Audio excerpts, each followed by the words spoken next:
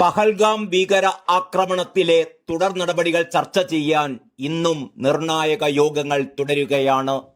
പ്രധാനമന്ത്രി നരേന്ദ്രമോദിയും അമിത്ഷായും സാഹചര്യങ്ങൾ വിലയിരുത്തും.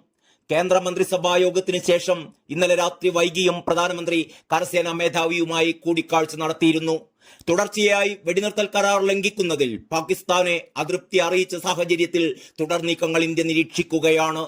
അതേസമയം തിരിച്ചടിക്കാൻ പ്രധാനമന്ത്രി നരേന്ദ്രമോദി സേനകൾക്ക് നിർദ്ദേശം നൽകിയ സാഹചര്യത്തിൽ തിരിച്ചടി ഏത് നിമിഷവും സംഭവിക്കാമെന്നിരിക്കെ പാകിസ്ഥാൻ അമേരിക്കയുടെ സഹായം തേടിയിരിക്കുകയാണ്.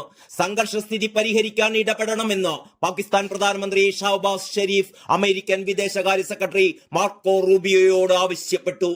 ഇന്ത്യ പാകിസ്ഥാനെതിരെ കർശന നിലപാട് തുടരുന്ന സാഹചര്യത്തിലാണ് പാകിസ്ഥാൻ ലോക രാജ്യങ്ങളുടെ സഹായം തേടി പരക്കം പായുന്നത്. സംഘർഷാവസ്ഥ ഒഴിവാക്കണമെന്ന് ഇന്ത്യയോടും പാകിസ്ഥാനോടും അമേരിക്ക നേരത്തെ തന്നെ ആവശ്യപ്പെട്ടിരുന്നു.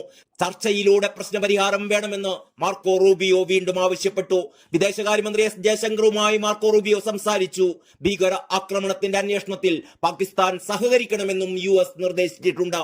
അതേസമയം ഭീകരവാദത്തിനെതിരെ ഇന്ത്യയുടെ കൂടെ നിൽക്കുമെന്നും US വ്യക്തമാക്കുകയുണ്ടായി. നിലവിൽ തുർക്കിയും ചൈനയുമാണ് പ്രധാനമായും പാകിസ്ഥാനൊപ്പം അണിനിരന്നിരിക്കുന്നത്. ഇന്ത്യ പാകിസ്ഥാൻ സംഘർഷാവസ്ഥ ഒഴിവാക്കണമെന്ന് സൗദി അറേബ്യയും ഇന്നലെ പ്രസ്താവന ഇറക്കി. പാകിസ്ഥാൻ വിമാനങ്ങൾ ഇന്ത്യൻ വ്യോമ മേഖലയിൽ പ്രവേശിക്കുന്നത് ഇന്നലെ കേന്ദ്ര സർക്കാർ വിലക്കിയിരുന്നു.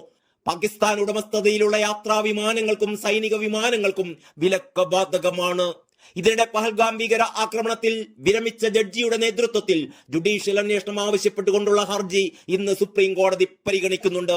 വിനോദസഞ്ചാരികളുടെ സുരക്ഷ ഉറപ്പാക്കണമെന്നും ഇതിനായി പ്രത്യേക കർമ്മ പദ്ധതി വേണമെന്നും ഹർജിയിൽ ആവശ്യപ്പെടുന്നു. ജസ്റ്റിസ് സൂര്യകാന്ത് അധ്യക്ഷനായ ബെഞ്ചാണ് ഹർജി പരിഗണിക്കുക.